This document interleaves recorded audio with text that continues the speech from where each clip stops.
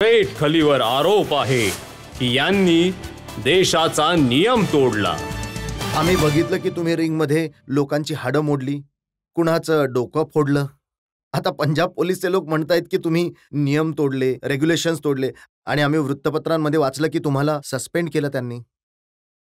एकदम खरी गोष्ट बोललात तुम्ही।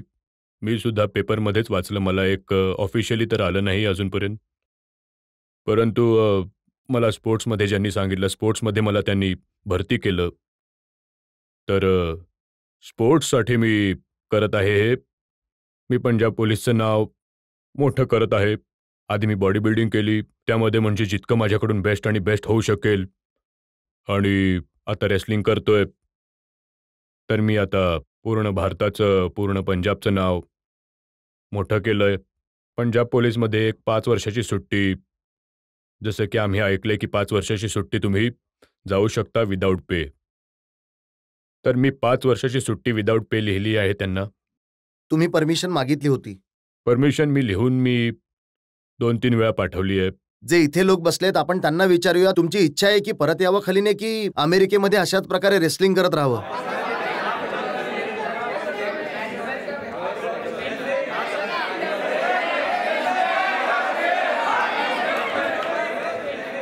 खाली जास्त लोकांचं जे इथे बसले आहेत त्यांचं असं म्हणणं आहे की तुम्ही रेसलिंग करत राहावं, आणि मला वाटतं की या सर्वांच्या तर्फे पंजाब पोलीसकडे आम्ही अपील करू की तुम्हाला सुट्टी देण्यात यावी। थँक्यू। कारण मला एक गोष्ट बोलायची आहे की जे ठीक आहे, म्हणजे कदाचित मी काही रूल्स तोडले असतील, मी काही असं नाही कुठला क्राईम केलाय, मी असं नाही की कोणाला काही हर्ट केलं, की मी काही चोरी नाही केली, म्हणजे काही चुकीचं नाही केलं, देशासाठी केलं, म्हणजे देशासाठी केलं सगळं। मग तुम्ही कधीच परत येणार नाही इंडियामध्ये? नाही, परत म्हणजे मी म्हणालो की मला 9 वर्ष 10 वर्ष झाले तिथे, परंतु असा काही दिवस नाही गेला जेव्हा मी भारताचं गुणगान नाही गात आणि भारताबद्दल बोलत नाही, भारतामध्ये परत येऊ इच्छित नाही।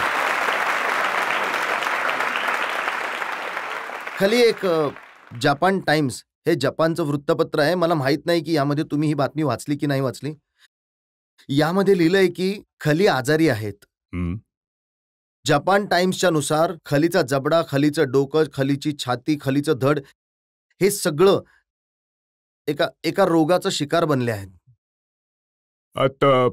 आता याबद्दल मी काय बोलू? इथे आहे मी, कोणाचा माझ्यापेक्षा मोठा दंड आहे?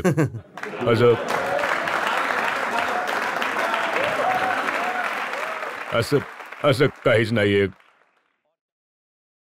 कारण जपानच्या म्हणण्यावरून काही होत नाही आणि कुणाच्याही म्हणण्यावरून होत नाही की मला काही झालंय। जोपर्यंत ईश्वराची कृपा आहे, मी एकदम सुदृढ आहे, एकदम धष्टपुष्ट आहे, रेसलिंग करतोय आणि पुढे सुद्धा करत राहीन आणि इतरांना देखील करायला लावेन।